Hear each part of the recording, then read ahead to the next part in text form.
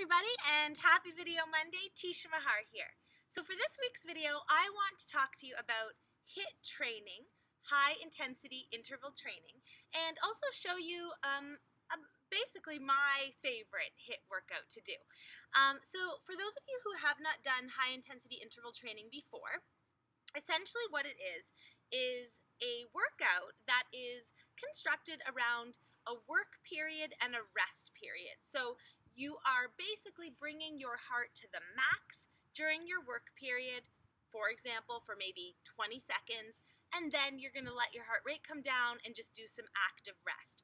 So what this might look like is, for the work period, you might be doing running, like sprinting. You might be doing burpees as hard as you can. You might be doing skipping, which is my preferred way to do it. And then for the rest period, you would, for example, just be kind of like pacing on the spot, walking a little bit if you're on the treadmill, that kind of thing. So you don't want to stop completely, but you want to let the heart rate come down, and you want to really at that point focus on your breathing. So that's your time to essentially recover. During the work period, you should be going hard. Ideally, you should be breaking a sweat by like your second or third interval. Adopt the mentality that it's only for 20 seconds and you can do anything for 20 seconds. So make sure you're pushing yourself to the max. That is the key with this. So for these workouts, you don't want to go for an hour. The idea is to go hard, to really hit it and then be done with it. And the benefit of this is huge. It's wonderful for HIIT training is a wonderful way to really give the metabolism a kick. It's a wonderful way to burn extra calories, to tap into both carbohydrate and fat stores within that same workout. It's really been shown to have positive effects on growth hormone, so helping you to maintain muscle mass. Doing long bouts of cardio can really burn through muscle, and it can also have negative effects on both your adrenals and your thyroid. So especially if you're somebody with thyroid issues, if you should take back the exercise in general, but if you're going to do some workouts, actually HIIT training could be stimulating for that gland, so it could be a good thing. What else do I want to say about HIIT? The whole workout, like I was saying, you don't want to go for hours with this. You want to make the whole workout maybe 15 minutes long. So you might do a work interval of 30 seconds. You might, if you're very new to this, start with 15 seconds or 20 seconds. The rest period could be also 15, 20, 30 seconds. You can pick. I, at this point, usually do 30 and 20. So I go hard for 30 and I rest for 20. What you can do in terms of timing yourself is you can either use a little gym boss, which is a little interval timer, and you can set how many sets you're doing and the amount of time for each set, or you can also download an app, an interval app, which is what I do on my phone, and I use one of these, which I love and could not live without. You just basically put this on your arm, you got your tunes, and the interval. So the music will be going, and then the intervals will be going, and I just listen for the beeps to know when my interval is ending.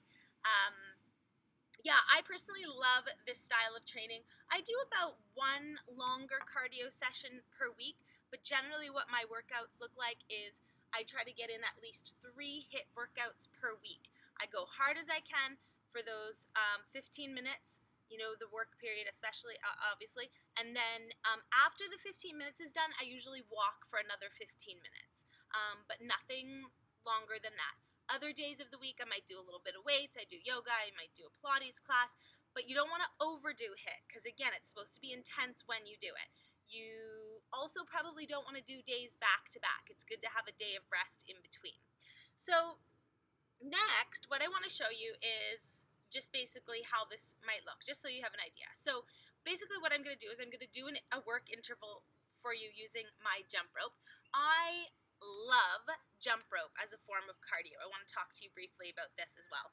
So number one, the reason I love it is because it's so portable. This is your cardio equipment. It can easily be thrown in your backpack if you want to do your workout somewhere during the day in a park. It can be easily thrown in a suitcase if you're going on a trip. I did all my workouts in South America with just my rope on the beaches, and it was amazing. So now that said, jump rope takes some coordination. It's not as easy as just like starting a workout on a treadmill if you're new to it. So you would have to practice, but I encourage you to get good at jumping rope. It is a full body cardio workout, and I personally love what it does to my body. So I have found in the past, if I do cardio, for example, like spinning, I know, you can't build muscle just from working your legs. You need an excess of calories. You need this. I don't care what anybody says, I notice a difference in my body based on the type of training that I'm doing. And if I start doing a bunch of spinning, my legs get quite big and I'm very slight on top. So it doesn't look right. So I have basically resolved at this point to doing the kind of workouts and the kind of training that are essentially going to give me the body that I want. So I like being lean. It's just the way that I am. I think that I have that right. Everyone has the right to have whatever body they want. It's their body. So I find that like Pilates and yoga and doing some cardio and certainly doing some HIIT helps me to maintain muscle, but it's lean muscle. So the jump rope, you are working your arms. Your arms, when you're doing your rotations, are like in a flexed position, but you're not contracting. Um, the motion is different. So you're strengthening the muscle while you're lengthening it. It's the same in boxing. That's why I love boxing. You're strengthening those muscles, but you're always lengthening them too. You're not just shortening, which gives you that more bulky look. I hope that makes sense. So yoga, Pilates, boxing, skipping, all these things lengthen the muscle while they build them. I've also found skipping has helped me to maintain muscle in my legs, get a good cardio workout, but again, helps not allow those muscle fibers to become bulky. So again, skipping for my legs seems to make my leg muscles longer, leaner, as opposed to, Now, a lot of people are going to argue about this and say that I don't know what I'm talking about, but I don't care. I know my body, and this is what I've noticed over time. I hope this is working out. I hope you can see okay despite the sun. So I'm just going to quickly show you what your work interval might look like if you were doing jump rope. Now, if you're skipping, you can do just straight up skipping. You could do, knees on the spot. You could do like this, back and forth. There's endless things you can do here. Sorry, ponytail's just coming out. So I'm just going to show you straight up what a skipping interval might look like. And then just remember that you can do anything for this work interval. You can do running, you can do burpees, whatever is accessible to you at this moment, you can start with that. So here we go. So let's pretend my beeper's just going off. Okay, beep, beep.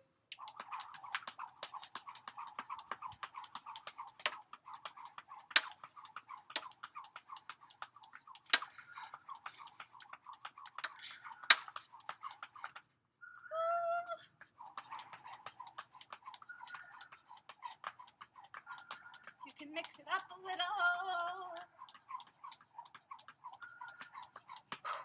And then you'd be in your work interval. So you just kind of pace it out, or your rest interval.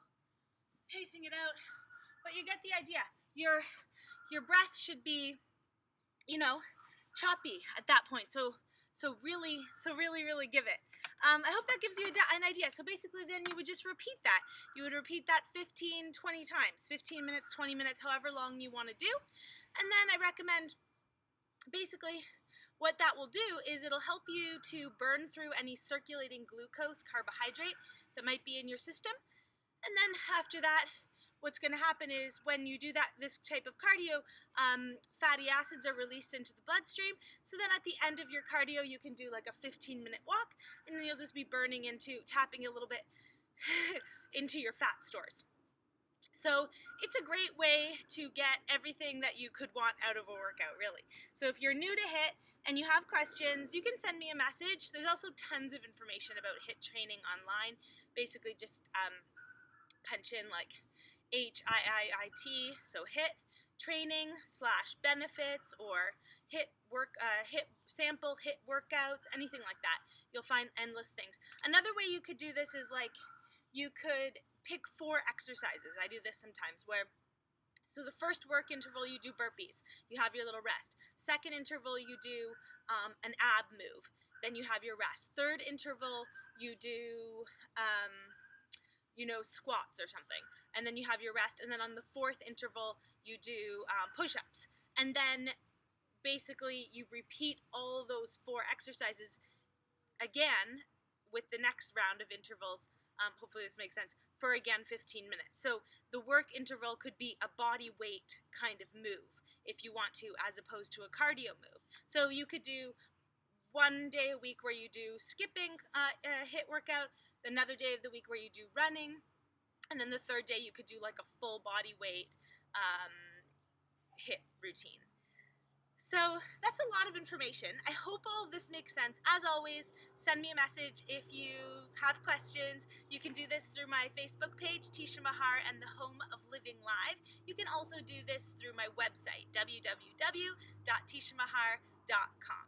As always, you guys, thank you for watching, and I hope you have a fantastic Monday, a fantastic week, and give HIIT a try, give skipping a try. I highly recommend it.